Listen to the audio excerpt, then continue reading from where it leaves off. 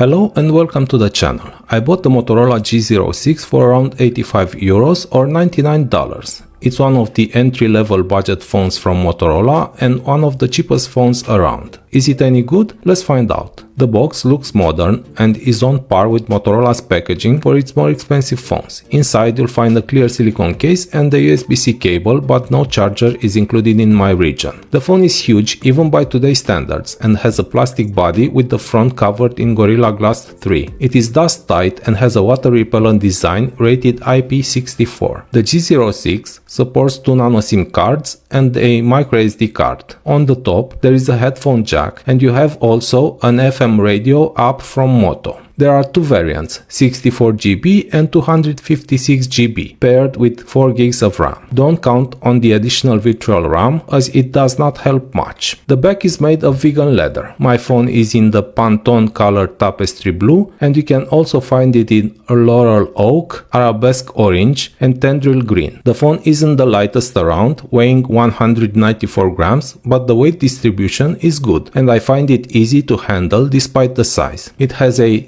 6.80-inch IPS display, 120Hz HD resolution with a pixel density of 260 per inch. The aspect ratio is 20.5:9, making it great for watching movies, similar to the Xperia phones. The screen is bright indoors but doesn't shine outdoors. The maximum brightness is rated at 600 nits. There are no HDR capabilities, of course. You can tweak the vividness and the white balance to your liking. The screen is sharp enough but has a heavy blue tint out of the box, so you might want to adjust the white balance to a warmer tone. If you're sensitive to blue light and get eye fatigue easily, this might not be the phone for you. In terms of biometrics, the phone has a side-mounted fingerprint scanner which is accurate and responsive. No complaints here. It's definitely more responsive than the sensor on the Samsung Galaxy A17. The vibration motor is strong and adequate for the price. The phone has an ace up its sleeve. It's equipped with a loud and well-balanced stereo speaker setup, not what you would expect from an entry-level phone. Check it out.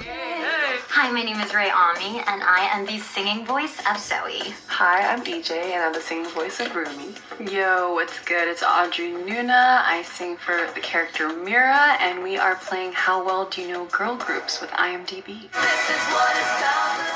Now let's talk about the processor. The Moto G06 is equipped with a MediaTek Helio G81 Extreme, which also powers other phones in the same price bracket. The benchmarks are not spectacular, but they are good enough for this price segment. If you haven't used a flagship model right before this, everything should feel fine. You can play casual games, watch Netflix or YouTube, and scroll through Instagram or TikTok with no problem. The phone doesn't handle multiple apps running at once very well, so avoid that. The chip doesn't support 5G or 4K video. The software is based on stock Android with some Moto flavor on top, such as font and screen personalization, Smart Connect and Moto gestures. And yes, you can still chop to use the flashlight. There is quite a bit of bloatware, but you can uninstall it. The G06 comes with Android 15 out of the box, but I don't have any reliable info on the length of software support. Starting June 2025, the European Union requires all smartphone manufacturers to guarantee 5 years of OS and security updates, plus 7 years of spare parts availability. So I'm not sure how this will play out. The phone has a 5200 mAh battery and endurance is good, rated by Motorola at 2 days. In my usual battery drain test, here's how the phone handled what I threw at it. I believe you can indeed get more than 2 days of moderate use. And by moderate, I mean 3 to 4 hours of screen time per day. The phone has overcharge protection and displays the screen time. With a maximum charging power of 10 watts, the phone requires around 2 hours and 10 minutes to fully charge. However, it reaches 80% in just 80 minutes.